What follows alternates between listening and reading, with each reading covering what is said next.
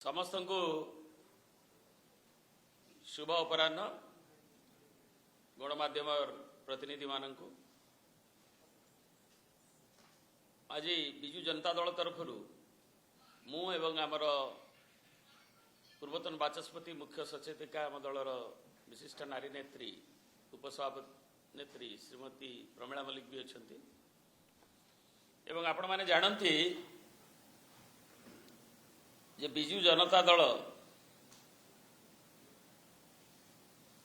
प्रतिवर्ष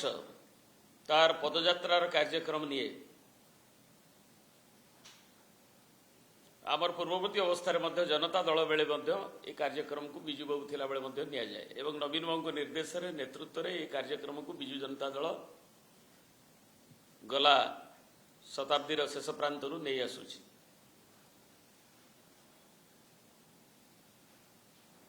एथिरे जनजीवनर विभिन्न समस्या सांप्रतिक समस्या संपर्क में आंदोलित करा जाए एवं विजु जनता दल होछि ओडिशावासी बल लोकंकर बल ग्रामवासी बल सहरवासी बल एवं विभिन्न समस्या को लोकों सांगे पुणी आहरी गोटे भाव नि संपृक्ति करी अधिकतर भाव तृणमूल स्तर आमर नेतृत्व ठू नहीं ब्लॉक पौरांचल एवं तार निर्वाचन मंडली नेतृत्व को नहीं ताकू करा जाए एवं चलित वर्ष आमर जेहेतु अक्टोबर 2 गांधी जयंती हुए मझे अवश्य 2 थर गांधी जयंती हो नथिला तेणु पार्वण से दिन दशहरार पर्व दुर्गा पूजा पर्व एवं तापर भी जो पार्वणर बसाणी ठू आरंभ कर विभिन्न कुमार पूर्णिमा एवं अन्य पर्व गुड़िक अच्छी ताकू दृष्टि आगे रखी आमर मान्यवर सभापति श्रीयुक्त नवीन पट्टनायक से निर्देश देइछंती तांकर द्वारा अनुमोदित होइछि जे अक्टोबर 2 गांधी जयंती दिन केवल गांधीजी प्रतिमूर्ति निकट रे श्रद्धा सुमन अर्पण पूर्वक संकल्प नियाजिव जनसंपर्क अभियान एवं अक्टोबर 9 उत्कलमणि पंडित गोपबंधु जयंती ठारू नवेम्बर 9 मासव्यापी ये पदयात्रा जनसंपर्क अभियान पदयात्रा रूप में पदयात्रा तार से दिन आरंभ हो और मासव्यापी चलो तेणु अक्टोबर 2 रे जनसंपर्क अभियान श्रद्धा सुमन अर्पण पूर्वक गांधीजी प्रतिमूर्ति रे एवं पटचित्र रे ताकू संकल्प नियाजिबो एवं पदयात्रा अक्टोबर 9 ठारू नवेम्बर 9 जाए राज्यर समस्त निर्वाचन मंडली रे ब्लॉक पौरांचल रे अनुष्ठित हो एवं एथिरे विभिन्न प्रसंग आलोचित हो आम सरकार गला विजु जनता दल केमती ट्रांसफॉर्मेशन आनी ओडिशा रे नवीन बाबू नेतृत्व रे एकविंश शताब्दी प्रारंभ रे आम अर्थनैतिक ठू आरंभ करी आम सामाजिक क्षेत्र ठू आरंभ करी आमर स्वास्थ्य क्षेत्र ठू आरंभ करी शिक्षा ठू नहीं चाषी ठू नहीं करी आदिवासी हरिजन गिरिजन ठू नहीं विभिन्न क्षेत्र जो सफलता आज सरकार जी कहूँ उपलब्धि अनेक वर्षे एक आज 15 मास पूरा को बसी किंतु तार जो विफलता ता जल जल देखा जाउछि एवं लोक माने भी से विषय तांकर क्षोभ भी प्रकाश करुछंती जनसाधारण एवं से कथा को मध्य लोक मानक पदयात्रा बेले ये कथा को एवं आमर जो जर्नी जो यात्रा अच्छी विजु जनता दल ओडिशा विकासर यात्रा अनग्रसर तार विकसित ओडिशा करबा पाई विकासर धारा ओडिशा को आनिबा पाई ताकू मध्य जणेवा सांगे विफलता गुड़ी को विभिन्न प्रसंग जो अच्छी ताकू श्रीमती प्रमिला मल्लिक उत्थापित करेंगे एवं ताकू पालन कर धन्यवाद श्रीमती प्रमिला मल्लिक।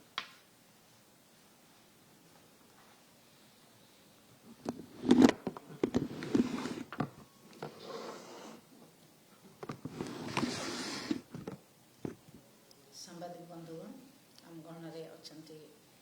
आमर सीनियर वाइस प्रेसिडेंट पूर्वतन मंत्री देवभाई महोदय, आपण मैंने समस्ते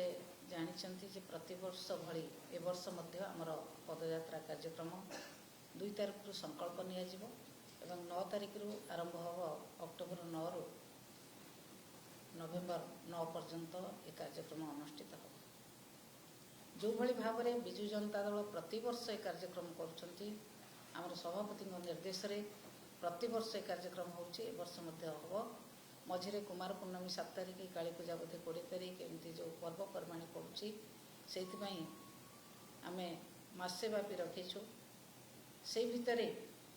आम विजु जनता दल सरकार नवीन पट्टनायक सरकार समय रे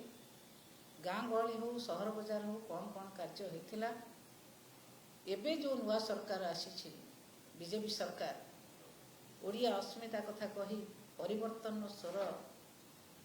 जो परिवर्तन नारा दे सरकार को आसिले केते प्रकार लोक को हैरान किभली भाव में ओडिशा को विकसित करने परिवर्ते ओडिशा को किभली भाव में पछकु निया जाउछि से विषय में निश्चित भाव में आम पदयात्रा कार्यक्रम में प्रत्येक गाँव में प्रत्येक पंचायत रे प्रत्येक लोक पाखे पहुँचे। आपण मैंने जानी भोट पूर्वर ये बीजेपी दलर नेता माने प्रचार करुले आम निशामुक्त ओडिशा करूँ। एबे कौन करछंती ना 70 मद दुकान करेंगे 2टा मद फैक्ट्री करेंगे ए निशामुक्त हो। अनुभूति अनेक जो कहते वर्ष एक अनुभूति अनेक अनुभूति ताकर है कृषक मान को हैरान कले कौन हुए झील मान को निर्यातना देले कौन हुए एवं जो भली भाव में पंचायत राज सिस्टम को भांगिले कौन हुए कामर जो काम डेवलपमेंट काम सब बंद कले कौन हुए ये अनुभूति बहुत से पाई सारे। आउ गोटे अनुभूति जे ओडिशा रे निशा जो भली भाव में कारबार वृद्धि कले कौन हुए से अनुभूति से पाई सारे। यही अनुभूति सब से आहरण करछंती। लोक को जो प्रकार प्रतिश्रुति देते आमे आसिले सबू परिवर्तन करदेबू जहाँ परिवर्तन से करें बहुत परिवर्तन कले ना बदल रंग बदल एवं परिवर्तन कले कौन ना जो शासन थिला ब्लॉक रे साधारण लोकंकर सरपंच मानकर क्षमता परिवर्तन करी माननीय पूर्वतन मुख्यमंत्री देते जिलापाल क्षमता देते से क्षमता को परिवर्तन करी केंद्रीभूत कर वीडियो पाखे कलेक्टर पाखे ऑफिसर चलैया समस्त प्रकार क्षमता लोक प्रतिनिधि मान पाखु से हरण कर प्रकार परिवर्तन कर गाँव में जो डेवलपमेंट काम होता समस्त डेवलपमेंट काम को बंद कर लोक केमी हैरान कर से परिवर्तन कर विजु स्वास्थ्य कल्याण कार्ड को बंद कर जो भली भाव में आयुष्मान कार्ड देते आपने बुझातु साधारण लोक पाखु जे केते हैरान होती रोगीटे आसिले मेडिकल को केते हैरान हो रोगीटे भलरे सेवा पाई पारु नाही कारण 2 घंटा 3 घंटा लगुची तांकर अप्रूव हम ओटीपी आसीबो 9टा ना 10टा ओटीपी आसीबो तापरे रोगीटे जाइके एडमिशन करूची ये सब व्यवस्था करी लोक को हैरान करने छड़ा आउ अन्य किछि जहाँ कहितले स्लोगान ने जे परिवर्तन लोक को हैरान करने करचंती परिवर्तन स्वर देइचंती एवं परिवर्तन मध्ये कर सारले लोक जते सुविधा सुयोग पाउथिले ताको परिवर्तन करी लोक केते असुविधा रे रहिबे लोक केते हैरान करा जाय परिबो से व्यवस्था से करचंती एवं लोक किभली भाव में मेडिकल को जाइए सेवा पाउथिले से सेवार परिवर्तन मध्ये से करचंती। आपण माने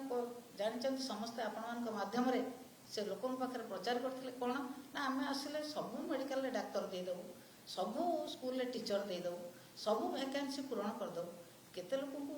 देलेनी चाकरी देलेनी जहाँ विजु जनता दल सरकार समय इंटरव्यू होता और जहाँ प्रोसेसिंग होता से भी एपर्यंत पूरण कर नुआ चाकरी तो सृष्टि करने दूर कथा सी दल केवल मिछ तांकर नेता कहते आम वर्ष को 2 कोटी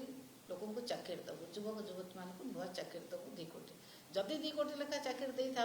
ओडिशा भाग तो पड़ी था 2 लाख कि 3 लाख चाकरी पड़ी था 11 वर्ष में आम 70 लाख चाकरी पाई था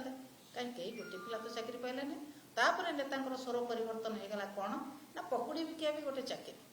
ये कथा नेता कहते यही सब परिवर्तन करी लोक केते दिन से भुआ बुले 11 वर्ष भितर बहुत भुआ बुलेले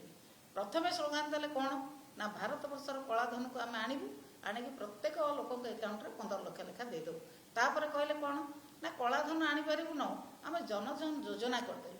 जो भली भाव में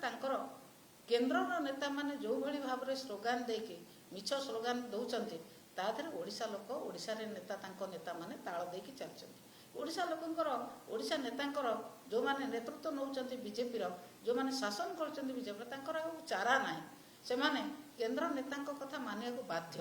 ଆପଣମାନେ ଦେଖିଥିବେ ବିଭିନ୍ନ ଜାଗାରେ ଆପଣଙ୍କର ଅଛନ୍ତି, ତାଙ୍କର 20 MP ଅଛନ୍ତି,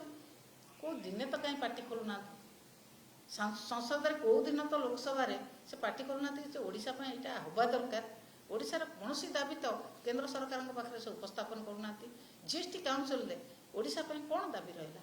କହିଲେ, ମାନ୍ୟବର ମୁଖ୍ୟମନ୍ତ୍ରୀ କହିଲେ ଆମେ ଯାଇଥିଲୁ, ଯୋଗ ଦେଇଥିଲୁ। ଯୋଗ ଦେଲେ ଯେ ଓଡ଼ିଶା ପାଇଁ କ'ଣ ଦାବି ରହିଲା? ଓଡ଼ିଶା ପାଇଁ କେନ୍ଦ୍ର ସରକାରଙ୍କ ପାଖରେ ପଦେ କଥା କହିବାର ଯେଉଁ ଦଳର, ଯେଉଁ ସରକାରଙ୍କର ତାକତ ନାହିଁ, ସେ ସରକାର ଓଡ଼ିଶା ପାଇଁ କ'ଣ କରିପାରିବ? ଓଡ଼ିଶା ପାଇଁ କେବଳ ଏତିକି କରିଛି, ଯାହା ନବୀନ ପଟ୍ଟନାୟକ କରିଥିଲେ ତାର ରଙ୍ଗ ପରିବର୍ତ୍ତନ କରିଛି, ନାଁ ପରିବର୍ତ୍ତନ କରିଛି ଏବଂ ଲୋକଙ୍କୁ ହଇରାଣ କରିକି, ଶୋଷଣ କରିକି ଶାସନ କରିବାକୁ ଚାହୁଁଛେ। ସେ କଥା ହେବାକୁ ବିଜୁ ଜନତା ଦଳ କେବେ ଦେବ ନାହିଁ। ବିଜୁ ଜନତା ଦଳ ଯେଉଁଭଳି ଭାବରେ ମାନ୍ୟବର ପୂର୍ବତନ ମୁଖ୍ୟମନ୍ତ୍ରୀ ନବୀନ ପଟ୍ଟନାୟକ ନେତୃତ୍ୱରେ ପ୍ରତିବର୍ଷ ଯେଉଁଭଳି ଭାବରେ ଆମ ପଦଯାତ୍ରା କାର୍ଯ୍ୟକ୍ରମ ହୁଏ, ଏ ବର୍ଷ ମଧ୍ୟ ହେବ ଏବଂ ସରକାର, ବିଜେପି ସରକାରର ସମସ୍ତ ମୁଖାକୁ ଖୋଲିଦେବ ଏବଂ ନବୀନ ପଟ୍ଟନାୟକ ଯେଉଁ ଶାସନ କରିଥିଲେ ସେ ଶାସନ ଭଲ କି ବିଜେପି ଯେଉଁ ପରିବର୍ତ୍ତନ ସ୍ୱର ଦେଇ କେତେ ହଇରାଣ କରିଛି ସେ ଭଲ, ସେ କଥା ନିଶ୍ଚିତ ଭାବରେ ଲୋକମାନେ ବିଚାର କରିବେ। ଆସନ୍ତା ଅକ୍ଟୋବର 9 ତାରିଖରୁ ସେପ୍ଟେମ୍ବର 9 ତାରିଖ ପର୍ଯ୍ୟନ୍ତ ଆମର ପଦଯାତ୍ରା କାର୍ଯ୍ୟକ୍ରମ ହେବ ଏବଂ ଅକ୍ଟୋବର 9ରୁ ନଭେମ୍ବର 9 ପର୍ଯ୍ୟନ୍ତ କାର୍ଯ୍ୟକ୍ରମ ହେବ ଏବଂ ଅକ୍ଟୋବର 2ରେ ଜାତିର ପିତା ମହାତ୍ମା ଗାନ୍ଧୀଙ୍କ ପ୍ରତିମୂର୍ତ୍ତି ପାଖରେ ଆମର ଏ ସଂକଳ୍ପ ଶ୍ରଦ୍ଧାସୁମନ ଅର୍ପଣ କରାଯାଇ ଆମର ସଂକଳ୍ପ ନିଆଯିବ। ଏବଂ ଏଥିରେ ଯାହା କହିଲେ ଶ୍ରୀମତୀ ପ୍ରମିଳା ମଲ୍ଲିକ, ଏବଂ ଏଥିରେ ଆମର ସମସ୍ତ ଆମର ଯେଉଁ ଛାମୁଆ ସଂଗଠନ ଅଛି, ଯୁବ, ଛାତ୍ର, ମହିଳା ଏବଂ ବିଭିନ୍ନ ସାମୁଖ୍ୟ ଅଛି, କୃଷକଠୁ ନେଇ ସଂଖ୍ୟାଲଘୁଠୁ ନେଇ ଆଦିବାସୀ ଏବଂ ଦଳିତ, OBC ଏବଂ ବିଭିନ୍ନ ବର୍ଗର ଯେଉଁ ସାମୁଖ୍ୟ ଅଛି, ସେମାନେ ମଧ୍ୟ ଏଥିରେ ସକ୍ରିୟ ଭାବରେ ଯୋଗ ଦେବେ, ସକ୍ରିୟ ସଦସ୍ୟମାନେ ଯୋଗ ଦେବେ ଏବଂ ଜନସାଧାରଣଙ୍କ ପାଇଁ ବିଜୁ ଜନତା ଦଳ ଯେଉଁ ଆଶା ଭରସାର କେନ୍ଦ୍ର, ଏକ ଦାୟିତ୍ୱ ସମ୍ପନ୍ନ ବିରୋଧୀ ଦଳ ହିସାବରେ ତାର ଏହି ପଦଯାତ୍ରାର ମାସବ୍ୟାପୀ କାର୍ଯ୍ୟକ୍ରମରେ ଗାନ୍ଧୀ ଜୟନ୍ତୀରୁ ସଂକଳ୍ପ ନେବା ସହିତ ତାପରେ ମାସବ୍ୟାପୀ ଯେଉଁ ପଦଯାତ୍ରାର କାର୍ଯ୍ୟକ୍ରମ କେବଳ ପାର୍ବଣର ଦିନେ ଦୁଇ ଦିନ ଯେଉଁ ଥିବ, ଦୀପାବଳି, କାଳୀ ପୂଜାକୁ ଛାଡ଼ି ଅନ୍ୟ ଦିନମାନଙ୍କରେ ତାକୁ ଆଗକୁ ନେବେ ଏବଂ ଜନସାଧାରଣଙ୍କ ସମସ୍ୟାକୁ ଯେଉଁ ଦାୟିତ୍ୱ ଏକ ବିରୋଧୀ ଦଳ ହିସାବରେ ବିଧାନସଭା ଭିତରେ ଯେଉଁ ସ୍ୱର ଉଠୁଥିଲା ବାହାରେ ଏବଂ ତାକୁ ନେବା ପାଇଁ ଦଳର ସଭାପତିଙ୍କର ଯେଉଁ ନିର୍ଦ୍ଦେଶ ତାକୁ ଆଗକୁ ନିଆଯିବ। ଆଉ ଗୋଟେ କଥା ସାମ୍ବାଦିକ ବନ୍ଧୁମାନଙ୍କୁ କହିବାକୁ ଚାହିଁବି, ସ୍ୱର୍ଗତ ବିଜୁ ପଟ୍ଟନାୟକ ମହିଳାମାନଙ୍କୁ ଆଗକୁ ଆଣିବା ପାଇଁ, ମହିଳାମାନଙ୍କୁ ରାଜନୀତିରେ ଅଂଶଗ୍ରହଣ କରିବା ପାଇଁ ସୁଯୋଗ ଦେଇଥିଲେ। 33% ପଞ୍ଚାୟତରାଜ ସିଷ୍ଟମ୍ ଏବଂ ଅର୍ବାନ୍ ସିଷ୍ଟମ୍ରେ 33% ପ୍ରଥମେ ସେ ତାଙ୍କୁ ସୁଯୋଗ ଦେଇଥିଲେ। ତାପରେ 1992 ମସିହାରେ ମହିଳା ଓ ଶିଶୁ ବିକାଶ ବିଭାଗ ସୃଷ୍ଟି କରିଥିଲେ। ରାଜ୍ୟରେ ଥିବା ମହିଳାମାନଙ୍କର ଉନ୍ନତି ପାଇଁ ସମସ୍ତ ପ୍ରକାର ବ୍ୟବସ୍ଥା ବିଜୁବାବୁଙ୍କଠାରୁ ଆରମ୍ଭ ହୋଇଥିଲା ଏବଂ ତାଙ୍କର ସୁପୁତ୍ର ନବୀନ ପଟ୍ଟନାୟକ ଯେତେବେଳେ ଦାୟିତ୍ୱ ନେଲେ ଓଡ଼ିଶାର, ସେ 33%କୁ 50% କଲେ ଏବଂ ସେଇ 50% ମହିଳାମାନଙ୍କର ଉନ୍ନତି କରିବା ପାଇଁ କେବଳ ରାଜନୈତିକ କ୍ଷେତ୍ରରେ ନୁହେଁ, ସାମାଜିକ କ୍ଷେତ୍ରରେ, ଅର୍ଥନୈତିକ କ୍ଷେତ୍ରରେ କିଭଳି ଭାବରେ ସେମାନେ ଆଗକୁ ଯିବେ ସେଥିପାଇଁ ମିଶନ ଶକ୍ତି ଗଢ଼ା ଯାଇଥିଲା ଏବଂ ମିଶନ ଶକ୍ତି ବିଭାଗ ଆନୁକୂଲ୍ୟରେ ସେମାନେ ବିଭିନ୍ନ ଗ୍ରୁପ କରାଯାଇଥିଲା ଏବଂ ସେଥିରେ ଆପଏଣ୍ଟମେଣ୍ଟ ଦିଆଯାଇଥିଲା। MBK, CRP ଏବଂ କୃଷି ମିତ୍ର, ପାଣି ମିତ୍ର ଏମାନଙ୍କୁ ସବୁ ଆପଏଣ୍ଟମେଣ୍ଟ ଦିଆଯାଇଥିଲା। ଯିଏ କୃଷି କ୍ଷେତ୍ରରେ କାମ କରୁଛି ତାକୁ କିଭଳି କୋର୍ଡିନେଟ୍ କରାଯାଇପାରିବ, ଯେଉଁମାନେ ଗୋରୁ, ଛେଳି, ଗାଈ, କୁକୁଡ଼ା ଏମାନେ ରଖିକି ବିଜନେସ୍ କରୁଛନ୍ତି ତାଙ୍କୁ କିଭଳି ଭାବରେ କୋର୍ଡିନେଟ୍ କରାଯାଇଥିବ ସେ ବିଷୟରେ କୃଷି ମିତ୍ର, ପାଣି ମିତ୍ର ସହିତ MBK, CRP ଏକଥା କରାଯାଇଥିଲା ଏବଂ ସେଥିରେ ତାଙ୍କୁ ଯୋଗାଯୋଗ କରି ସମସ୍ତ ପ୍ରକାର ଦରମା ମଧ୍ୟ ତାଙ୍କୁ ଦିଆଯାଉଥିଲା। ତାଙ୍କୁ ପ୍ରତିବର୍ଷ ଦରମା ଦିଆଯାଇ ତାଙ୍କ ଦରମା ପ୍ରତିବର୍ଷ ବଢ଼ାଯାଉଥିଲା, ତାଙ୍କୁ ଉପଯୁକ୍ତ ପରିମାଣରେ ସମ୍ମାନ ଦିଆଯାଉଥିଲା। କିନ୍ତୁ ବର୍ତ୍ତମାନର ସରକାର ମିଶନ ଶକ୍ତି ବିଭାଗକୁ ଏଭଳି ଭାବରେ ସଂକୁଚିତ କରିଛନ୍ତି, ମହିଳାମାନଙ୍କୁ ଆଗକୁ ନ ଯିବା ପାଇଁ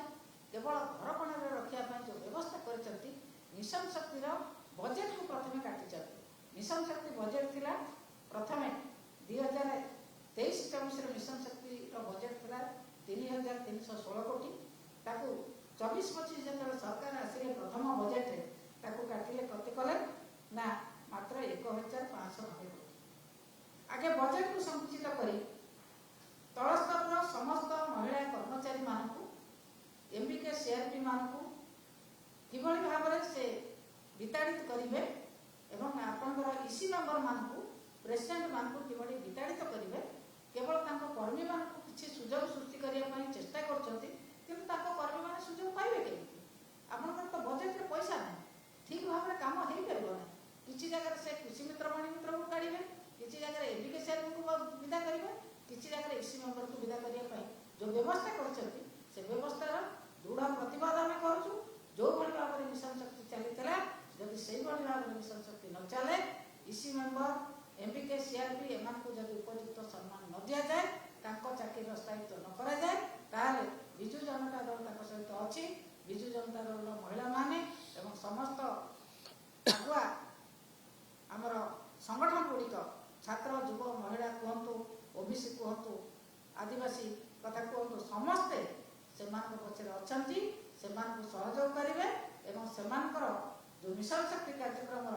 ଯେଉଁ ପଇସା କମେଇକି ତାଙ୍କୁ ଛଟେଇ କରିବାକୁ ଚେଷ୍ଟା କରୁଛନ୍ତି, ସେଥିରୁ ସେ ବିରତ ହୁଅନ୍ତୁ। ଆମେ ଆପଣଙ୍କ ମାଧ୍ୟମରେ ସରକାରଙ୍କୁ ଅନୁରୋଧ କରୁଛୁ, ସେମାନେ ଏଥିରୁ ବିରତ ହୁଅନ୍ତୁ। ଯେଉଁଭଳି ମିଶନ ଶକ୍ତି ଚାଲିଥିଲା ସେଇଭଳି ଚାଲିବାକୁ ଦିଅନ୍ତୁ। ମହିଳାମାନଙ୍କୁ ଆଗକୁ ଯିବାକୁ ଦିଅନ୍ତୁ। ତାଙ୍କର ଆର୍ଥିକ ସଂସ୍କାର ହେଉ, ସାମାଜିକ ସଂସ୍କାର ହେଉ, ସେମାନେ ଆଗକୁ ଯାଆନ୍ତୁ। ଏ କଥା ଯାହା ସ୍ୱପ୍ନ ଦେଖିଥିଲେ ନବୀନ ପଟ୍ଟନାୟକ, ସେ ସ୍ୱପ୍ନ ଯେତିକି ପୂରଣ ହେଇଛି, ସେଇ ସ୍ୱପ୍ନକୁ ଆହୁରି ଆଗକୁ ନେବା ପାଇଁ, ମହିଳାମାନଙ୍କୁ ଆହୁରି ଆଗକୁ ନେବା ପାଇଁ ସରକାର ବ୍ୟବସ୍ଥା କରନ୍ତୁ। ସରକାର ସେ ବ୍ୟବସ୍ଥା ନ କରି ମହିଳାମାନଙ୍କୁ ଘର ପାଣିରେ ବସାଇବା ପାଇଁ ଯେଉଁ ବ୍ୟବସ୍ଥା କରୁଛି, ସେ ବ୍ୟବସ୍ଥାକୁ ଆମେ ଦୃଢ଼ ପ୍ରତିବାଦ କରୁଛୁ, ଦୃଢ଼ ନିନ୍ଦା କରୁଛୁ। MBK CRP ମାନଙ୍କୁ ତୁରନ୍ତ ସ୍ଥାୟୀ ନିଯୁକ୍ତି ଦିଆଯାଉ ଏବଂ EC ମେମ୍ବର, କୃଷି ମିତ୍ର, ବାଣୀ ମିତ୍ର ଏମାନଙ୍କୁ ରଖାଯାଉ ଏବଂ ସେମାନଙ୍କୁ ଉପଯୁକ୍ତ ପରିମାଣରେ ପାରିଶ୍ରମିକ ଯଦି ନ ଦିଆଯାଏ, ଆମେ ଭବିଷ୍ୟତରେ ଲଢ଼େଇ କରିଛୁ ତାଙ୍କ ପାଇଁ। ପୁଣି ଭବିଷ୍ୟତରେ ଆମେ ଲଢ଼େଇ କରି ତାଙ୍କର ଉପଯୁକ୍ତ ଦରମା ପର୍ଯ୍ୟନ୍ତ ଆମେ ଲଢ଼େଇ କରି ତାଙ୍କ ସମ୍ମାନ ଦେବାର ବ୍ୟବସ୍ଥା କରିବୁ। ଆପଣ ଶୁଣିଲେ ମହିଳାମାନଙ୍କର କ୍ଷୋଭ କଥା କହିଲେ ନାରୀ ନେତ୍ରୀ ଆମର ଏବଂ ଉପସଭାପତି। ଏବଂ ଆମ ପ୍ରାସଙ୍ଗିକତା ହେଉଛି କାହିଁକି ଅକ୍ଟୋବର 2କୁ ଆମେ ନେଉଛୁ। ଆମେ ସବୁବେଳେ ଗାନ୍ଧୀ ଜୟନ୍ତୀରେ ଜାତିର ଜନକଙ୍କଠୁ ତାକୁ ନିଆଯାଏ ଏବଂ ଗାନ୍ଧୀଙ୍କ ସାଙ୍ଗରେ ବି ଆମର ଯେତେବେଳେ ଗାନ୍ଧୀଜୀଙ୍କର ଯେଉଁ ଦର୍ଶନ, ତାକୁ ତାଙ୍କର ଯେଉଁ ଅହିଂସା ସମ୍ବିଧାନର ମୁଖବନ୍ଧରେ ନେବା ପାଇଁ, ସ୍ଥାନିତ କରିବା ପାଇଁ ଆମର ପ୍ରିୟ ନେତା ଶ୍ରୀଯୁକ୍ତ ନବୀନ ପଟ୍ଟନାୟକ ଭାରତବର୍ଷରେ ସ୍ୱର ଉତ୍ତୋଳନ କରି ଆସିଛନ୍ତି। ବିଜୁ ଜନତା ଦଳ ସ୍ୱର ଉତ୍ତୋଳନ କରି ଆସିଛି ଏବଂ ବିଭିନ୍ନ ରାଜ୍ୟରେ ଆପଣଙ୍କ ମନେ ଥିବ, ଆଞ୍ଚଳିକ ଦଳ ହେଉ, ରାଷ୍ଟ୍ରୀୟ ଦଳ ହେଉ ଏବଂ ସେମାନଙ୍କ ପାଖକୁ ମଧ୍ୟ ସ୍ୱରରେ ସେମାନେ ମଧ୍ୟ ସହମତି ପ୍ରକାଶ କରିଛନ୍ତି ଏବଂ ବିଜୁ ଜନତା ଦଳ ତାକୁ ଆଗକୁ ନେବା ପାଇଁ ନବୀନ ବାବୁଙ୍କର ଯେଉଁ ସାକୁ ସର୍ବଭାରତୀୟ ସ୍ତରରେ ମଧ୍ୟ ଉତ୍ଥାପିତ କରିଛନ୍ତି। ତେଣୁ ତାଙ୍କର ସେଇ ଦିନଟିକି ସଂକଳ୍ପ ପଦଯାତ୍ରା ପାଇଁ ମାସବ୍ୟାପୀ ଯେଉଁ ପଦଯାତ୍ରା ଚାଲିବ, ଜନସାଧାରଣଙ୍କ ସାଙ୍ଗରେ ଜନସମ୍ପର୍କ ଅଭିଯାନ ପଦଯାତ୍ରା, ତାର ସଂକଳ୍ପ ନିଆଯିବ ଏବଂ ସେ ଅଭିଯାନ ପଦଯାତ୍ରା ଆରମ୍ଭ ହେବ ପୁଣି ଯେ ଉତ୍କଳମଣି ପଣ୍ଡିତ ଗୋପବନ୍ଧୁ ଦାସ ସେବା, ତ୍ୟାଗ, ତିତିକ୍ଷାର ବିଜୁ ଜନତା ଦଳର ସାମାଜିକ ପ୍ରତିବଦ୍ଧତା ରହିଛି ଏବଂ ତାକୁ ସେଇ ଦିନଟିକି ଆରମ୍ଭ କରି ମାସବ୍ୟାପୀ ଚାଲିବ। ଧନ୍ୟବାଦ।